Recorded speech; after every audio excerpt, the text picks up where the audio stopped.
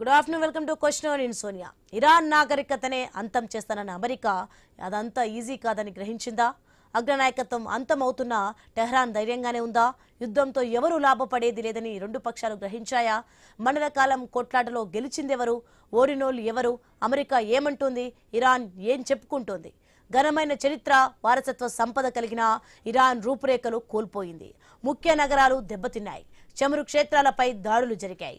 చారిత్రక బ్రిడ్జీలు ముక్కలయ్యాయి. వేల మంది ప్రాణాలు కోల్పోయారు. ఇరాన్ జరిపిన ప్రతీకార దాడుల్లో గల్ఫ్ దేశాలు గడగల్లాడిపోయాయి. ప్రపంచంలోనే అత్యంత రద్దీగా ఉండే దుబాయ్ ఎయిర్పోర్ట్ కళా విహీనమైపోయింది. అబుదాబి పేలులతో దడదల్లాడింది.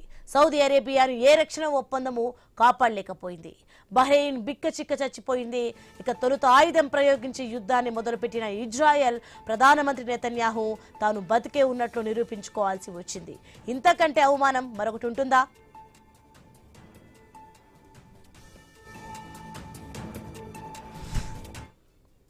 అయితే ఇవన్నీ ఒక ఎత్తు, ఇక అమెరికా దుస్థితి మరో ఎత్తు.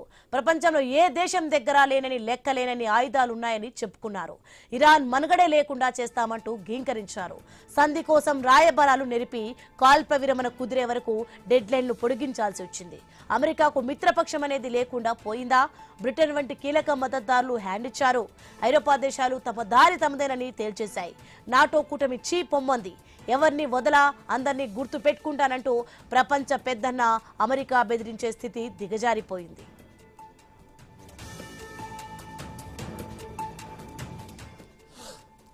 ఇక యుద్ధంతో సర్వనాశనమే, ప్రపంచ వినాశనం తప్పదని మరోసారి రుజువైందా? వారితో ఏ వర్గము సంతోషంగా ఉండలేదు. మరోసారి అదే నిరూపితమైందా? శాంతిని మించిన మార్గం లేదని మరోసారి రుజువైందా? 2 వారాల కాల్పుల విరమణతో ప్రపంచ దేశాలు ఊపిరి పీల్చుకునే వెసులుబాటు కలిగింది. యుద్ధానికి శాశ్వత ఎండ్ కార్డ్ పడుతుందా?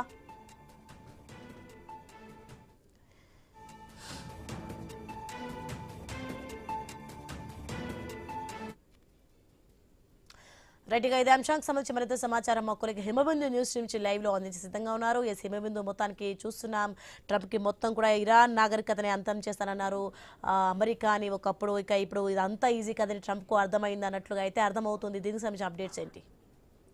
Right, thank you Soni. ఇక పశ్చిమాసియా యుద్ధం కీలక దశకి చేరుకున్నట్టే అర్థం చేసుకోవాలి.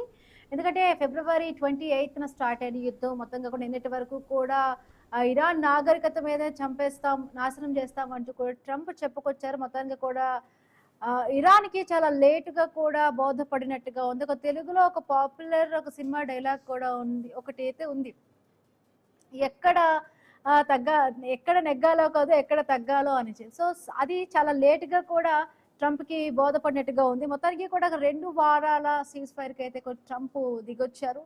సో చూడాలి. దీనికి సంబంధించి కూడా ఇస్లామాబాద్లో ఏప్రిల్ 10th అయితే కూడా ఒక మీటింగ్ జరగబోతుంది. ఈ మీటింగ్లో కూడా దీనికి సంబంధించి కూడా చర్చలు జరగబోతే తాత్కాలికంగా కూడా ఈ సీజ్ ఫైర్ ఉంటుందా, లేకపోతే శాశ్వతంగా కూడా దీనికి ఫుల్ స్టాప్ పడే విధంగా కూడా ఉండబోతుందా అనేది ఆ రోజు వరకు వెయిట్ చేయాలి. మరి ప్రపంచ దేశాలన్నీ కూడా చాలా వరకు కూడా యుద్ధం ఆగిపోతే బాగుండు, ఎందుకంటే చాలా ఎఫెక్ట్ అయ్యాయి. ప్రతి ఒక్క కంట్రీ కూడా ఎఫెక్ట్ అయిన పరిస్థితితో ప్రతి ఒక్కరు కూడా కోరుకున్నారు శాంతిగా ప్రపంచం ఉండాలి అనుకున్నారు. సో ఈ నేపథ్యంలో కూడా మరి ఆ రోజు ఏం జరగబోతోంది అన్నది కూడా చాలా వరకు కూడా ఉత్కంఠగా నెలకొన్న పరిస్థితి. ముఖ్యంగా ఇక్కడ అమెరికా ఇజ్రాయెల్ కలిపి చేసిన ఈ ఆపరేషన్ ఏదో Epic Fury and Roaring Lion పేరుతో చేసిన యుద్ధం మొత్తానికి కూడా అటు అమెరికా, ఇజ్రాయెల్, ఇరాన్ ఎవరికి వాళ్లే మేము యుద్ధంలో గెలిచామంటూ కూడా ప్రతి ఒక్క కంట్రీ కూడా చెప్పుకున్న పరిస్థితి. మొత్తంగా కూడా ఇక్కడ ఈ 3 దేశాలు కూడా యుద్ధం స్టార్ట్ అయిన 3 దేశాలు కొంత ఎఫెక్ట్ అయ్యాయి. ఈ 3 దేశాలతో పాటు ప్రపంచంలో ఉన్న చాలా దేశాలు కూడా ఎఫెక్ట్ అయిన పరిస్థితి. ఒకసారి చూద్దామంటే ఏ దేశాలు కూడా ఎంతెంత ఎఫెక్ట్ అయ్యావని. ఇరాన్కి భారీగా నష్టం చేకూరింది. మౌలిక వనరులు చాలా వరకు ధ్వంసం అయిపోయాయి. కానీ కొంత అంటే ఇరాన్ ప్రతిఘటించింది. ఇరాన్ యొక్క సామర్థ్యం ఏంటో మరొకసారి ప్రపంచానికి తెలియజేసింది, తెలిపింది. ఎందుకంటే చాలా తక్కువ అంచనా వేశాడు ట్రంప్ ఇరాన్ దగ్గర. ఇరాన్ని ఇది చేయొచ్చు అనుకుంది. బట్ అవన్నీ కూడా చాలా వరకు కూడా ఇరాన్ తన దాడులతో ప్రతిఘటించి మేమే తక్కువ కాదు అన్నట్టు కూడా ఇరాన్ చెప్పుకున్న పరిస్థితి. ఇంకా ఇజ్రాయెల్ విషయానికి వస్తే ఇజ్రాయెల్ కూడా అదే టెక్నాలజీ చూపించింది, మిలిటరీ బలం చూపించింది. అంతర్జాతీయ ఒత్తిడి చాలా వరకు కూడా పెరిగిపోయిన పరిస్థితి. సెక్యూరిటీపై కొంత అనుమానాలు ఇప్పుడు పెరిగిపోయాయి. ఇజ్రాయెల్ యొక్క సెక్యూరిటీ పైన, మిలిటరీ బలగాల పైన కూడా. అమెరికా అసలు మొత్తంగా కూడా చూసుకుంటే అమెరికా ప్రపంచ దేశాల్లో పెద్దన్నగా ఉన్న అమెరికా యొక్క పరువు పోయినట్టుగా కూడా అయిపోయింది. చాలా వరకు ఇగోకి వెళ్ళాడు. బట్ ఇగోనంతా పక్కన పెట్టి ఇప్పుడు కాళ్ళ బేరానికి రావాల్సిన పరిస్థితి అయితే ట్రంప్కి వచ్చింది. బట్ పెద్ద విజయం ఏమీ రాలేదు. మిత్ర దేశాలన్నీ కూడా దూరం అయిపోయాయి ట్రంప్కి. గ్లోబల్ ఇమేజ్ చాలా వరకు కూడా దెబ్బతింది. ఇక మొత్తంగా ఈ 3 దేశాల వల్ల జరిగిన సంక్షోభంపై ప్రతి ఒక్క దేశం కూడా ఎఫెక్ట్ అయింది. చూద్దాం అసలు ఈ 10th ఏం జరగబోతోంది. అసలు ఈ సీజ్ ఫైర్ కి సంబంధించి తాత్కాలికంగా కూడా జరుగుతుందా, లేకపోతే ఆ రోజే మొత్తానికి యుద్ధానికి ఒక ఫుల్ స్టాప్ పడుతుందా అనేది చూడాలి. 40 days యుద్ధం తర్వాత అసలు ట్రంప్ ఏం సాధించాడు? ఇరాన్ బలహీనపడింది, గల్ఫ్ దేశాలు ఆర్థికంగా దెబ్బతిన్నాయి, ఇజ్రాయెల్ భద్రతకి సంబంధించి ఇప్పుడు ఒక ఆందోళన స్టార్ట్ అయింది, యుఎస్ కి చాలా వరకు కూడా ఖర్చులు పెరిగిపోయి ఇమేజ్ ఇవన్నీ గ్లోబల్ నష్టం ఇవన్నీ కూడా చుట్టుముట్టాయి. సో ప్రపంచం కూడా ఆయిల్ క్రైసిస్ ని ఎదుర్కొన్న పరిస్థితి. బట్ ఈ 40 days యుద్ధం తర్వాత అమెరికా డొనాల్డ్ ట్రంప్ ఏం సాధించాడు? సో మాట్లాడదాము. కాటా గౌతమ్ గారు విశ్లేషకులు, అలాగే వివి రావు గారు రిటైర్డ్ ఆర్మీ కర్నల్, ఇద్దరు జాయిన్ అయ్యారు. నమస్తే కాటా గౌతమ్ గారు. నమస్తే.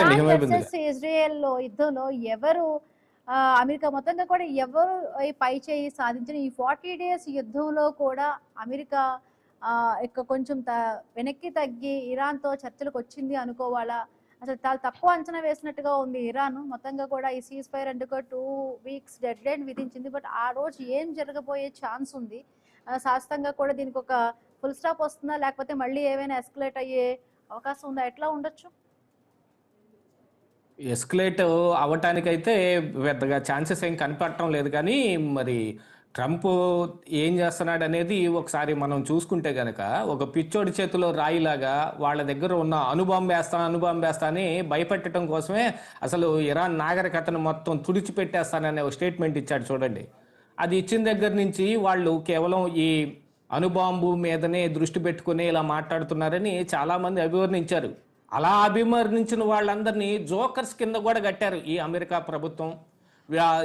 అలాంటి స్టేట్మెంట్లు కూడా మనం చూసాం నిన్న. కాకపోతే మరి అలాగా యుద్ధం కొనసాగకుండా సీజ్ ఫైర్ని అయితే తీసుకొచ్చినప్పటికీ ఇది 2 వారాల పాటు కానీ ఎప్పుడు మరి ట్రంప్ మదిలో ఆ గొంగలి పురుగు ఒకటి తిరుగుతూ ఉంటుంది. అది మళ్ళీ ఎప్పుడు తొలిచిద్దో తెలియదు. యాక్చువల్గా ఇక్కడ ఇజ్రాయిల్కి ఇరాన్కి మధ్య ఉన్న వైరంలో నేనేదో మీకు ఓడబొడుస్తాననే ఒక దీంతో అమెరికా ఇందులో దిగి పెద్ద అబాస్పాలైందని చెప్పుకోవాలి. పెద్దన్న దేశం లేదు, ప్రపంచ దేశాల మీద మాదే ఆధిపత్యం ఉండాలి అని కోరుకునే అమెరికాకి ఇప్పుడు చెంపపెట్టు లాంటిది యుద్ధం. కాకపోతే ఇందులో కూడా ఒక దురుద్దేశం కూడా ఉంది. నిన్నగాక మొన్ననే అనుకుంటాను ఒక న్యూస్ కూడా బయటకు వచ్చింది. మేము డ్రోన్లు అమ్ముతామని, కూరగాయలు అమ్మినట్టుగా కూరగాయలు అన్నట్టుగా డ్రోన్లు అని తిరిగారు మరి ట్రంప్ తాలూకా మనుషులందరూ కూడా. ఇలాగా యుద్ధాన్ని ఒక మార్కెటింగ్ కోసమో లేకపోతే వాళ్ళు అనుకున్నది ఇంటర్నల్ అజెండాలు ఏదో పెట్టుకుని సాధించటం కోసమో వాడుకుంటున్నాడు. కాబట్టి ఈ రోజునేదో సీజ్ ఫైర్ని పెట్టి తానేదో శాంతికి కపోతనం ఎగరేసిన వాడిలాగా మాట్లాడుతున్నాడు. అసలు శాంతి నోబెల్ బహుమతి నాకే ఇయ్యాలని గతంలో పట్టుబట్టిన వ్యక్తే కదా ఆయన. ఇప్పుడు సీజ్ ఫైర్ అసలు ఇంత దాకా పరిస్థితి ఎందుకు వచ్చిందండి? అమెరికా ఇందులో దూరటం మూలాన ఆ రోజున ఖమేనీని హతం చేయటం కోసం ఆకస్మిక దాడులు జరిపి ఒక పాఠశాల మీద కూడా బాంబులు వేశారు. ఆ విషయం కూడా మనం మర్చిపోకూడదు కదా. ఆ రోజున ఎవరినైతే టార్గెట్ చేశారో వాళ్ళని టార్గెట్ రీచ్ అయ్యి మరి ఖమేనీని హతం చేసి ఉండొచ్చేమో. కానీ ప్రజా నష్టం, ప్రాణ నష్టం కూడా కలిగింది ఆ రోజున. ఆ రోజు నుంచి దానికేం సమాధానం చెప్పట్లేదు. యుద్ధం ఎలా కొనసాగుతుందనే దాని మీదనే ఈ మొత్తం అంతా వ్యవహారం మొత్తం అలాగే నడుపుతున్నారు. కానీ వాళ్ళ అసలు ఉద్దేశం ఏమిటి అనేది ఇంటర్నల్ ఎజెండాలు కొన్ని ఉన్నాయి. దానికి ఇప్పుడు అసలైన విఘాతం కలిగింది. కేవలం ట్రంప్ అనే అనుకోకూడదు. అసలు అమెరికా మనస్తత్వమే, అక్కడ ఉన్న అధిపతుల మనస్తత్వమే అలాంటిది. ఎవరో ఒకళ్ళ మీద యుద్ధం చేసేసి మేము పట్టు సాధించేసాం, ప్రపంచ దేశాలన్నీ మమ్మల్ని చూసి గడగడలాడాలి అనే కోరిక. దానికి ఇప్పుడు అసలు విఘాతం కలిగితే ట్రంప్ ఎక్కడ లేని ఆగ్రహం వ్యక్తం చేస్తున్నాడు, కుత ఉడికిపోతున్నాడు. కాకపోతే ఏమైందంటే ఇప్పుడు ప్రపంచ దేశాలన్నీ నాటో దేశాలతో సహా ఈ అమెరికాని వ్యతిరేకించటం మూలాన, వీళ్ళకి దూరం అవటం మూలాన ఒకంత ఏదో మనకు కూడా కొన్ని ఇబ్బందులు వచ్చే అవకాశం ఉంది. ఎంతనైనా పక్కన వాడు మనకు మర్యాద ఇచ్చినంత వరకే కదా మన మర్యాద. దాన్ని నిలబెట్టుకోవాల్సిన బాధ్యత మన మీద కూడా ఉంటుంది, మర్యాద పొందే వాళ్ళ మీద కూడా. ఆ బాధ్యతని విస్మరించేసి వీళ్ళు ఏదో చేద్దాం అనే ఉద్దేశంతో అందరితోటి గొడవలు పెట్టుకుంటే వాళ్ళు కూడా మర్యాద ఇవ్వటం మానేస్తారు. ఇంకేముంది అంటే మన గౌతమ్ గారు మొదట అంటే ఎక్కువగా ఈ యుద్ధం స్టార్ట్ అవడానికి అక్కడ అణు కార్యక్రమాలు స్టార్ట్ ఉన్నాయి, వాటిని ధ్వంసం చేయడానికి మాకు ప్రమాదం కొంచెం ఉందన్న కారణంగా యుద్ధం స్టార్ట్ అయింది. ఇప్పుడు ఫైనల్ గా కూడా ఇప్పుడు అణు కార్యక్రమాన్ని వాళ్ళు ఏమైనా కూడా ఆపగలిగారా? ఇప్పుడు రేపొద్దున చర్చలు జరగబోతున్నాయి, అక్కడికి సంబంధించి కూడా ఒకవేళ ఈ చర్చలో ఒక ప్రతిపాదన పెడితే ఇరాన్ దానికి సమ్మతిస్తుందా? చాలా వరకు చర్చలే జరిగే అవకాశం లేదన్నట్టుగానే నాకు అనిపిస్తోందండి. ఎందుకంటే చేయవలసిన నష్టం అంతా చేసేసిన తర్వాత, మనకి జరగాల నష్టం అంతా జరిగిపోయిన తర్వాత ఇప్పుడు ఇంకేముంది? యాక్చువల్గా ఇందులో ఇజ్రాయిల్ ఆటలో అరటిపండు అయిపోయింది. ఇప్పుడు రెండు దేశాల మధ్య యుద్ధం కింద ఏది ఇజ్రాయిల్ ఇరాన్ మధ్య ఉండాల్సిన యుద్ధం ఇరాను అమెరికాల మధ్య అయి కూర్చుంది కదా. దానికి కారణం ఎవరు? ట్రంపే కదా కేవలం. మరి ఇప్పుడు దీనికి బాధ్యత వహించి వాళ్ళు చేయాల్సిన పనులు ఏదైనా చేస్తానంటే తప్ప ఇప్పుడు చర్చలు జరిగే అవకాశం ఉండదు. దీంతో పాటుగా మిగతా దేశాలన్నీ ఎంత ఇబ్బందులు పడ్డాయి. ఇంకా ఇంతటి దాంట్లో ఇప్పుడు ఈయన హాస్యం పండించే ప్రయత్నం చేస్తున్నాడు. వెనుజులాలోకి జ్వరబడిపోయి ఆ అధ్యక్షుడిని పట్టుకొచ్చేసి అక్కడ వీళ్ళకి చేతులు కీలుబొమ్మలాగా ఉండే ప్రభుత్వాన్ని ఏర్పాటు చేసి ఈ రోజున హాస్యం పండించే ప్రయత్నం చేస్తున్నాడు. వెనుజులాకి అధ్యక్షుడిని అవుతానేమో నేను అని. అంటే చూడండి, వాళ్ళు చేసిన పనుల పట్ల రిగ్రెట్ ఏం కనపడటం లేదు. అంటే ఇప్పుడు చర్చ అనంటే ఒకవైపు కొంత తగ్గితే మరొక వైపు కూడా కొంత తగ్గాల్సిన అవసరం ఉంటుంది కదా. ఆ తగ్గే రకంగా మరి ట్రంప్ ఏం కనపడటం లేదు. ఇక దాంతోపాటుగా ఏమైంది, ప్రపంచ దేశాల్లో ఉన్న వాళ్ళు నిన్న ట్రంప్ ఇచ్చిన స్టేట్మెంట్ మీద వీళ్ళు అణుబాంబులు వేసే ప్రమాదం ఉంది అని అంటే వాళ్ళని జోకర్స్ కింద కూడా కట్టి వాళ్ళని ఇంకా దూరం చేసుకుంటున్నారు. ఇంకెవరికి నడుపుతారు చర్చలు వీళ్ళతోటి? పోనీ ఇప్పుడు ఇరాన్ కూడా ఇంకా కోల్పోవటానికి ఏముందండి వాళ్ళ దగ్గర? చేయవలసిన నష్టం అంతా చేసేశారు. ఈ హర్మూజ్ జలసంధి ఒకటి వాడి చేతిలో ఉండటం మూలాన చాలా యాక్చువల్గా ఇరాన్ బతికిపోయిందని చెప్పుకోవాలి. ఇప్పుడు అలాంటిది సుప్రీం లీడర్ ఖమేనీ హతం తర్వాత చాలా వరకు కూడా ఇప్పుడు ఐఆర్జేసీ పూర్తిగా కూడా అంటే బలహీన పడిందా, లేకపోతే మరింత రాడికలైజ్ అయ్యి కూడా దాని ప్రభావితంగా ఇప్పుడున్న ఈ యుద్ధం బట్టి మాత్రం చాలా వరకు ఇరాన్ కోల్పోయిన పరిస్థితి. బట్ ఇప్పుడు ఎంత ఐఆర్జేసీ ఇంకా స్ట్రాంగ్ తో ఉన్నట్టు అర్థం చేసుకోవాలా? స్ట్రాంగ్ గా ఉన్నట్టుగా ఏం అర్థం చేసుకోవటానికి లేదండి. చాలా నష్టం జరిగిపోయింది వాళ్ళకి. ఐఆర్జేసీకి కూడా వాళ్ళు కూడా చాలా మంది హతమవటం కానీ, లేకపోతే కొత్త అధ్యక్షులు, కొత్త సుప్రీం లీడర్స్ రావటం కానీ ఇవన్నీ జరిగాయి. అయినప్పటికీ కూడా ఏంటంటే ఎంత సుప్రీం లీడర్ వచ్చినా గతంలో ఉన్న లాంటి ప్రభావం అయితే ఈ రోజున ఐఆర్జేసీ కూడా చూపించే అవకాశం లేదు. కాకపోతే వీళ్ళకి ఎక్కడికక్కడ ఇలాంటి గ్రూపులు ఉన్నాయి. మరి హమాస్ కానీ ఇట్లాంటివి వేరే చాలా గ్రూపులు కూడా ఉండటం మూలాన వీళ్ళకి కొంత వెన్నుదన్నుగా నిలబడింది. వీటన్నిటికంటే కూడా మెయిన్ ఇంపార్టెంట్ ఏమిటంటే వీళ్ళకి రష్యా కానీ చైనా కానీ ఇరాన్కి చాటు నుంచి చేస్తున్న సహాయం ఉంది. అది చాలా ఎక్కువ గొప్పగా చెప్పుకోవాలి. అమెరికా మీద పట్టు సాధించడానికి వీళ్ళు కూడా వీళ్ళ కృషి వీళ్ళు చేస్తారు. మరి ఈ చర్చలలో మరి ఈ ఇరాన్ ఏం చర్చిస్తుంది? చాటుగా వీళ్ళతో సహాయం పొందిన తర్వాత వాళ్ళు పెట్టే షరతుల్ని కానీ వాళ్ళు అడిగే విధానాలని కానీ వీళ్ళు బయటకు ప్రొజెక్ట్ చేయాల్సిన అవసరం కూడా ఇప్పుడు ఇరాన్ మీద ఉంటుంది.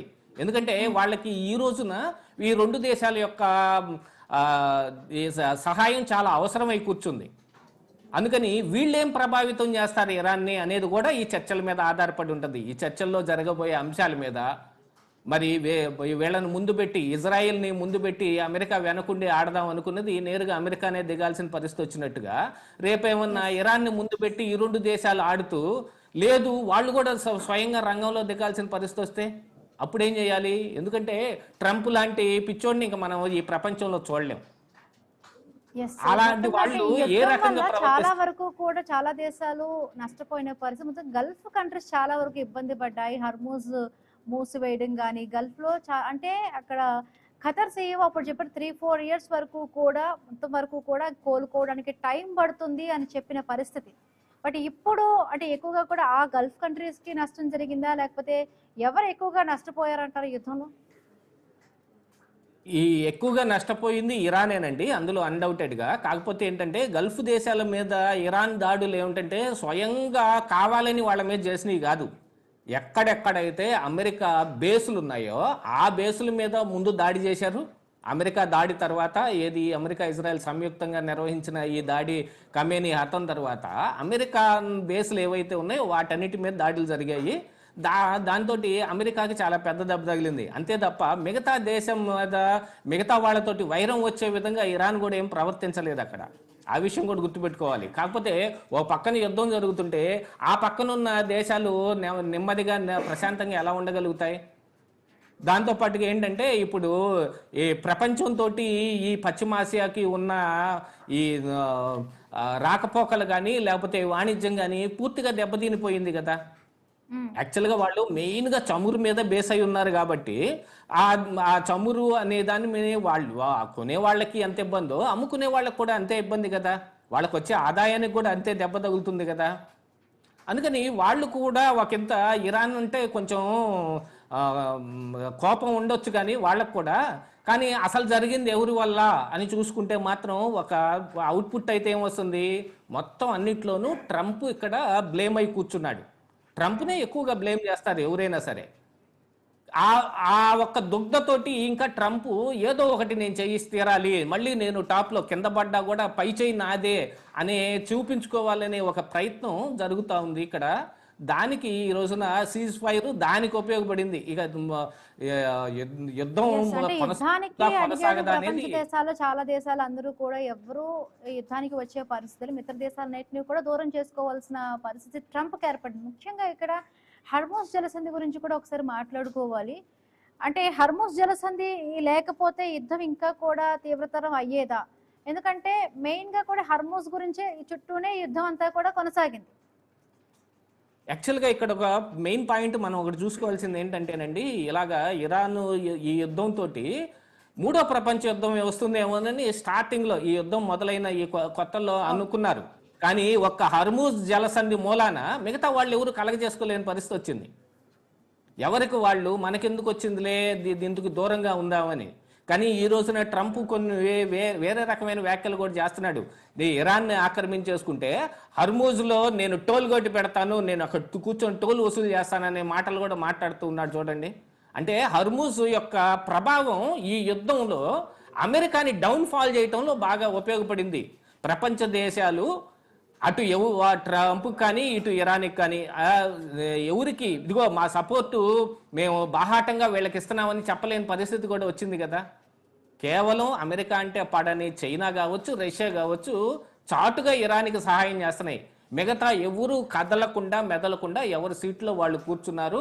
ఏమన్నా కుదిరితే ఆ దేశాల్లో పశ్చిమాసియా దేశాల్లో ఉన్న తమ ప్రజానీకాన్ని ఎన్నిక రప్పించుకోవటానికి కానీ నిన్న ట్రంప్ ఇచ్చిన పిలుపు తర్వాత చాలామంది ఏం చేశారు, వాళ్ళ కాన్సులేట్లకి ఇన్ఫర్మేషన్ కూడా పంపించారు. అక్కడ ఉన్న మన తాలూకు ప్రజలు ఎవరైతే ఉన్నారో వాళ్ళందరికీ జాగ్రత్తగా ఉండాలంటూ కూడా చెప్పిన పరిస్థితి. ఎత్తైన ప్రదేశాల్లో ఉండకండి, గ్రౌండ్ కూడా ఒకసారి మనం మాట్లాడుకోవాలి. ఇప్పుడు ఇరాన్ మిసైల్ దాడులు ఇవన్నీ కూడా హైఫా, తెల్ అవీవ్ ప్రాంతాలపై ఇరాన్ గట్టిగానే కౌంటర్ ఇచ్చిన పరిస్థితి.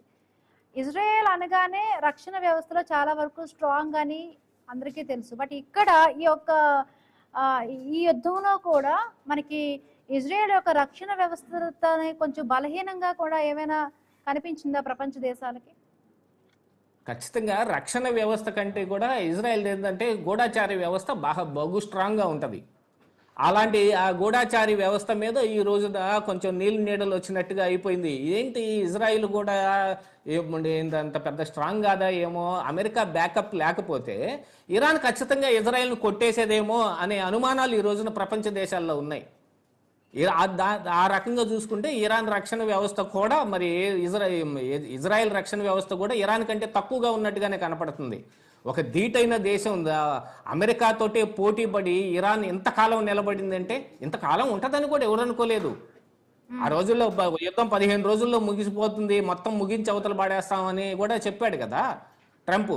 కాకపోతే ఆ తర్వాత వాళ్ళ బేస్మెంట్లు వీటి మీద చాలా చిన్న చిన్న డ్రోన్లతోటి చిన్న రక్షణ వ్యవస్థతోటి ఇరాన్ దాడులు చేసి దాన్నన్నిటిని నాశనం చేసేసి అమెరికాకి ఇంకా పెద్ద దెబ్బ తగలబెట్టింది. ఎందుకంటే ఒక రాచపుండు పడ్డట్టే ఇప్పుడు అమెరికా ఒక ఆధిపత్య ధోరణికి రాచపుండు పడింది. ఇది అది ఇక జీవితంలో మానదు. ఎప్పటికైనా సరే ఈ యుద్ధం అమెరికాకి చాలా అబాసుపాలు చేసిందని చెప్పుకోవాలి. కాకపోతే నేను కింద పడినా కూడా పై చేయి నాదే అని అంటే, అసలు ఇప్పుడు యాక్చువల్గా ప్రపంచంలో వేరెవరి దగ్గర అణ్వస్త్రాలు ఉండకూడదని కోరుకునే అమెరికా ఈరోజు ఏ స్థాయిలోకి వచ్చిందంటే, అసలు మొట్టమొదటగా ఆ అణ్వస్త్రాలు ఉండకూడదు అమెరికా దగ్గర. ఎందుకంటే ప్రపంచంలో ఎవరు ప్రయోగించలా, ముందు అమెరికానే ప్రయోగించింది. అణ్వస్త్రం అంటే ఏంటో చూపించి గతంలో జపాన్లో హిరోషిమా నాగసాకి మీద వేశారు. దానికి ఒక చిన్న కారణం ఏంటి, పెరల్ హార్బర్ను ముంచారనే ఒక కారణానికి. కానీ వాళ్ళు ఆ రోజు చేసింది ఏంటి, ఆ తీవ్రతరం ఎలా ఉంటుందనేది ప్రపంచ దేశాలకు చూపించి మేము ఎంత గొప్ప అని చెప్పుకోవడానికి చేసిన ఒక ప్రయత్నం అది గతంలో. ఇప్పుడేమిటి, అహంభావం. వాడు ఇదంతా బరిలో ఒక బాగా వస్తాదు, కండలు తిరిగిన ఒక వస్తాదను ఒక బక్క వ్యక్తి ఉన్నారనుకోండి, అందరూ ఏం ఎక్స్పెక్ట్ చేస్తారు, ఆ వస్తాదు ఖచ్చితంగా ఇతను కొట్టేస్తాడు అనుకుంటారు. కానీ ఈ బక్క వ్యక్తి అలాంటి వస్తాదును కొడతా ఉంటే ఎలా ఉంటుంది, చుట్టుపక్కల చూసే వాళ్ళకు కూడా ఒక ఉత్సాహం, ఆ బక్క వ్యక్తి ఎవరో కాదు నేనే అనే ఒక ఇది వాళ్ళ వైపు తీసుకుంటానికి కూడా బయట ఉన్న ప్రేక్షకులు కూడా ఒక సైడ్కి అవుతారు. చూడండి ఇప్పుడు ప్రపంచ దేశాలన్నీ కూడా అలాగనే అయ్యినాయి. అమెరికా అహంభావాన్ని. ఇప్పుడు ఈ యుద్ధం వల్ల ఆ 3 దేశాలకి ఒక నష్టం అయితే, ముఖ్యంగా కూడా గల్ఫ్ కంట్రీస్ చాలా వరకు కూడా నష్టపోయిన పరిస్థితి. ఖతర్, యుఏఈ, బహ్రెయిన్ ఇవన్నీ కూడా నష్టపోయిన పరిస్థితి. బట్ అంటే యుఎస్ తో చాలా వరకు కూడా ఈ గల్ఫ్ కంట్రీస్ కి మంచి సంబంధాలు ఉన్నాయి. బట్ ఈ యుద్ధం కారణంగా కూడా ఇప్పుడు చెడిపోయిన పరిస్థితి. బట్ మళ్ళీ అవన్నీ కూడా నార్మల్ స్టేజ్ కి వస్తాయి అంటారా? వాళ్ళు మొత్తంగా కూడా వాళ్ళ ఎకానమీ దెబ్బతింది, 3-4 ఏళ్ల పాటు కూడా నార్మల్ స్టేజ్ కి రావడానికి టైం పడుతుంది అంటున్నారు. ఒక దశాబ్ద కాలం పట్టే అవకాశం ఉందండి. ఇంత తొందరగా కోలుకునే స్థాయిలో అయితే నష్టం జరగలేదు. కొద్దో గొప్ప నష్టం కాదు అక్కడ జరిగింది, అంత పెద్ద తీవ్ర స్థాయిలో నష్టమే జరిగింది.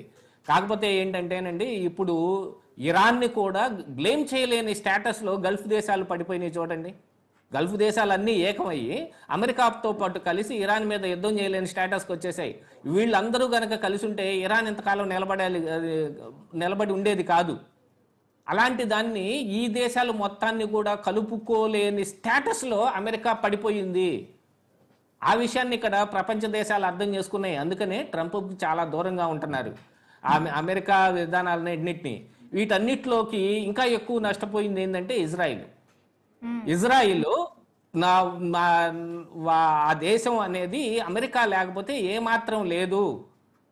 ఇరాను అమెరికాతోనే తలపడగలుగుతుంటే ఇప్పుడు ఇజ్రాయెల్ని ఎంతసేపు ఈజీగా కొట్టేస్తుంది అనే ఒక భావన మిగతా అందరిలో కూడా వస్తుంది. ఇజ్రాయెల్ ప్రజల్లో కూడా ఆ భయం ఉంటుంది. ఇజ్రాయెల్ యాక్చువల్గా నెతన్యాహు కోసం వేట సాగించింది కూడా మనం గతంలో చూసాం. ఇరాను స్టార్టింగ్లో నెతన్యాహుని అంతమొందించడానికి వాళ్ళు కూడా వేట సాగించారు. అప్పుడే కదా నెతన్యాహు అసలు బతికున్నాడా లేడా అని వస్తే ఆయన కూడా వీడియో ముఖంగా వచ్చి నేను బ్రతికే ఉన్నానని కూడా చెప్పుకోవాల్సిన పరిస్థితికి వచ్చింది. అలాంటిది ఇప్పుడు నెతన్యాహు ఇస్తున్న ఒక్క స్టేట్మెంటు లేదు, ఇజ్రాయిల్ తరపు నుంచి వస్తున్న ఒక్క స్టేట్మెంట్ లేదు. ఎందుకని ఈ పరిస్థితి ఇలాగ వచ్చింది? ఇజ్రాయిల్ టోటల్గా ఇందులో ఎట్లా వెళ్ళిపోయిందంటే చీకట్లోకి వెళ్ళిపోయినట్టుగా అయిపోయింది. ఇజ్రాయిల్ ప్రభావం ఏమి లేదండి, అమెరికా ఉంటేనే ఇజ్రాయిల్ అన్నట్టుగా తయారైంది. కానీ ఇరాన్ అలా కాదు, అమెరికాని సైతం గట్టిగా ఎదురొడ్డి నిలబడగలిగినంత స్టేటస్ ఇరాన్ దగ్గర ఉంది అనేది ఈరోజు ఇరాన్ ప్రూవ్ చేసుకుంటే, మిగతా గల్ఫ్ దేశాలు ఇరాన్ తోటి సఖ్యంగా ఉండే ప్రయత్నం చేస్తాయా, ఇజ్రాయెల్ తోటి సఖ్యంగా ఉండే ప్రయత్నం చేస్తాయా? దాంతోపాటుగా ఇజ్రాయెల్ ఈ పుట్టుక ఇదంతా మనకి తెలిసిందే కదా. ఎక్కువ గల్ఫ్ దేశాలు మొత్తం దాదాపుగా ఇరాన్కి దగ్గరగా ఉండే అవకాశాలు ఉన్నాయి. దాన్ని ఇంకా ఎక్కువ పెంచి పోషించుకుంటుంది ఇజ్రాయెల్. పక్కన వాళ్ళతోటి స్నేహపూర్వకమైన సంబంధాలు నెరుపుకోవాల్సిన దాంట్లో ఇప్పుడు అమెరికా చెప్పిన మాటలు విని వాళ్ళందరితోటి పశ్చిమాసియా దేశాల్లో ఉన్న అన్ని దేశాలతోటి ఇజ్రాయెల్కి మరి ఈ రకమైన తలనొప్పే కదా వస్తుంది. ఇజ్రాయెల్ని ఎవరు నమ్మే పరిస్థితి ఉండదు, వాళ్ళతోటి స్నేహంగా ఉండే దీన్ని కూడా ఈ గల్ఫ్ దేశాలు ఏవి రాలేవు. అట్లాంటి ఒక స్టేటస్కి ఇజ్రాయెల్ ఇప్పుడు పడిపోయింది. అమెరికా నీడలో అది చాటుగా చీకట్లో ఉన్నట్టుగా కనపడుతోంది. ఇజ్రాయెల్ ప్రభావం అయితే ఏం కనపడటం లేదు ఈ యుద్ధంలో. అమెరికా ట్రంప్ లాంటోడే ఇబ్బందులు పడుతున్నాడు, అది కళ్ళెదుటిగా కనపడతా ఉంది. ఇరాన్ చాలా చిన్న చిన్న డ్రోన్లతోటి మొట్టమొదటిని 13 అమెరికన్ బేస్లు మొత్తాన్ని నాశనం చేసేసింది అనగానే అప్పుడే అనుకున్నారు ఈ యుద్ధం ఇక్కడితోటి ఆగేది కాదని. కాకపోతే ట్రంప్ చేద్దాం అనుకున్నది ఏంటి, ఈ యుద్ధం చూపించేసి వాణిజ్యం చేద్దాం అనుకున్నాడు. వాళ్ళ దగ్గర ఉన్న ఆయుధాలు అమ్ముకోవటం, డ్రోన్లు అమ్ముకోవటం. ట్రంప్కి సంబంధించిన ఒక కంపెనీయే మొన్న డ్రోన్లకి మా దగ్గర రెడీగా ఉన్నాయి, మేము అమ్మటానికి సిద్ధంగా ఉన్నామనే స్టేట్మెంట్లు కూడా ఇచ్చుకొని తిరుగుతున్నారు వాళ్ళు. ఓ పక్కన చెబుతారు చూడండి, ఊళ్ళో పెళ్లికి కుక్కల హడావుడు అన్నట్టు ఓ పక్కన యుద్ధం జరుగుతుంటే ఇంకో పక్కన హడావుడు ఏంటి, ట్రంప్కి సంబంధించిన మనుషులతోటి. వాళ్ళ అసలు ఉద్దేశం అదే. ఇరాన్ దేవుందండి, ఊరికనే కొట్టవతలు పాడేస్తాం మనం అనుకున్నారు. కానీ తిరిగి వాళ్ళు కొట్టడం మొదలు పెడితే చిన్న దెబ్బ పెద్ద దెబ్బ అయింది, పెద్ద దెబ్బ మహా దెబ్బ అయింది. ఇప్పుడు అమెరికా తన పరువు నిలవబెట్టుకోవడానికైతే ఏదో ఒకటి చెయ్యాలేమో అన్నట్టుగా కూర్చుంది. కాకపోతే ప్రజల దగ్గర నుంచి వస్తున్న తీవ్ర వ్యతిరేకత కావచ్చు, ట్రంప్ ప్రభుత్వం కూడా ప్రజల దగ్గర నుంచి కూడా చాలా వరకు వ్యతిరేకత వచ్చిన పరిస్థితి జరుగుతుంది మనం చూసాం. సో ఇప్పుడు నెక్స్ట్ ఏప్రిల్ 10th జరగబోయే ఈ మీటింగ్ ఏదైతే ఉందో వెరీ కీలకంగా ఉండబోతోంది. మరి దీనికి సంబంధించి కూడా అంటే ఏదైతే కూడా సీజ్ ఫైర్ ఉందో దానికి తాత్కాలికంగా ఉంటుందా, లేకపోతే ఇక్కడతో ఇది ఎండ్ అయిపోతుంది అనుకోవచ్చా? ఎండ్ కావాలని కోరుకుందాం. కాకపోతే అవ్వటం అవ్వకపోవటం అనేది కేవలం ట్రంప్ చేతిలోనే ఉంది. ఇజ్రాయిల్ ఏం మాట్లాడటానికి ఇందులో ఏం పాలు పంచుకునే అవకాశం లేదు. డైరెక్ట్గా అమెరికా ఏదైనా చర్చలు చేయాల్సి ఉంటే అమెరికా చేయటమే. ఇరాన్ ఏం కోరుకుంటుంది అనే దాని మీద ఆధారపడి ఉంది. ఇరాన్ ఆల్రెడీ వాళ్ళ డిమాండ్లన్నీ చెప్పారు. మేము తిరిగి మా దేశాన్ని పునర్నిర్మించుకోవడానికి మాకు కావాల్సిన వ్యవస్థనే కానీ సొమ్మును కానీ మీరే సమకూర్చాలని గతంలోనే వాళ్ళు ఇంటిమేషన్ కూడా ఇచ్చారు. దాంతోపాటుగా ఏంటంటే అవన్నీ జరిగిన తర్వాతే ఇప్పుడు ఇరాన్ లో కూడా 10 డిమాండ్స్ ఏవైతే ఉన్నాయో అవన్నిటిని కూడా ఇప్పుడు ట్రంప్ తలగ్గాల్సిన పరిస్థితి. ఎందుకంటే ట్రంప్ కి ఇంకా అక్కడ యుద్ధం చేయాల్సిన సిచ్యువేషన్ లేదు. ఇంకా డెఫినెట్ గా ఇప్పటికే లొంగిపోయాడు కాబట్టి డెఫినెట్ సరెండర్ అవ్వాల్సిన పరిస్థితే కదా మరి. ఇంకా ఖచ్చితంగానండి, ట్రంప్ ఇప్పుడు తన ఆధిపత్యాన్ని నిలబెట్టుకోవాలంటే ఖచ్చితంగా ఈ శాంతి చర్చల్ని ఫలప్రదం చేసుకోవాల్సిన అవసరం ట్రంప్కు ఉంది. అప్పుడే కదా అమెరికా యొక్క పరువు కొద్దో గొప్ప నిలబడేది. ఇరాన్ పెట్టిన షరతుల్ని అన్నిటినీ కాకపోయినా కనీసంలో వాళ్ళు ఆమోదయోగ్యం అయ్యేంత వరకు వాటన్నిటిని ఒప్పుకోవాల్సిన పరిస్థితి ఈ రోజున ట్రంప్ మీద ఉంది. ట్రంప్ కూడా చాలా ప్రెషర్లో ఉన్నాడు. ఆ ప్రెషర్ మొత్తాన్ని ఇప్పుడు బయటకు కనపడటం మొదలు పెట్టింది అంటే గనక మరి మిగతా దేశాల్లో వాళ్ళ పరువు పోతుంది. దానికి ఆల్రెడీ పోగొట్టుకున్నారు అనుకోండి వాళ్ళ పరువుని. కాకపోతే ఏంటంటే మేమే గెలిచాం అని వాళ్ళు చెప్పుకునే ఒక మాటకి ఇప్పుడు ఖచ్చితంగా ఈ శాంతి చర్చలు జరపటం, అందులో ఇరాన్ని ఒప్పించుకోవాల్సిన బాధ్యత ఇప్పుడు అమెరికా మీద వచ్చి కూర్చుంది. అందుకని ఇరాన్ పెట్టే షరతులను ఒప్పుకొనైనా సరే యుద్ధం ఆపుకుంటే అమెరికాకే మంచిది. వాళ్ళు ఇంకొన్ని ఆయుధాలని అమ్ముకోవచ్చు. కొత్త తరం ఆయుధాలని మేము తీసుకొచ్చామని మళ్ళీ కొత్తవి తయారు చేసి మళ్ళీ అందరికీ ఆశ చూపించవచ్చు. లేదు, నా దగ్గర ఇంకా అణుబాంబు మిగిలే ఉంది, నేను మొన్న తమాయించుకొని ఇరాన్ మీద వేయలేదు, కానీ నెక్స్ట్ మా మీదకి ఎవరన్నా వస్తే లేదు మాతో ఎవరైనా పెట్టుకుంటే మేము ఖచ్చితంగా వేస్తామని మళ్ళీ చెప్పుకోవచ్చు. అణుబాంబు వేసేస్తే ఇంకేముంది, ఎంతసేపు అయినా సరే ఆ పిచ్చోడి చేతిలో రాయి ఉందనుకోండి, ఆ రాయిని వాడు పట్టుకొని ఉన్నంతసేపే చుట్టుపక్కల ఉన్న వాళ్ళందరూ భయపడతారు. అదే విసిరేసాడు అనుకోండి, వాళ్ళు వచ్చి ఈ పిచ్చోడిని పడేసి తెగొడతారు. ఆ పరిస్థితి ఇప్పుడు అమెరికాకు కూడా ఉంది. అణుబాంబు వేస్తే ఇరాన్కి ఎంత నష్టమో అంతకంటే ఎక్కువ నష్టం అమెరికాకే జరుగుద్ది. రైట్, కేవలం ఈ అణుబాంబు. థ్యాంక్ యూ సో మచ్ అండి గౌతమ్ గారు డ్రైవ్ లో పాల్గొన్నందుకు. సో ఎక్కడ నెగ్గాలో కాదు, ఇప్పుడు తగ్గితేనే ట్రంప్ కి ఉన్న కొద్దో గొప్ప పరువు అనేది కూడా ప్రపంచం ముందు కూడా గ్లోబల్లో కూడా కొంత ఆ ఇమేజ్ అనేది కొంచెం కాపాడుకునే స్థితికి అయితే ఉండే సిచ్యువేషన్ అంటూ కూడా విశ్లేషకులు చెప్తున్నమాట. ఇది వాళ్ళ question hour. Keep watching iNews, మీతోనే మీ వెంటే.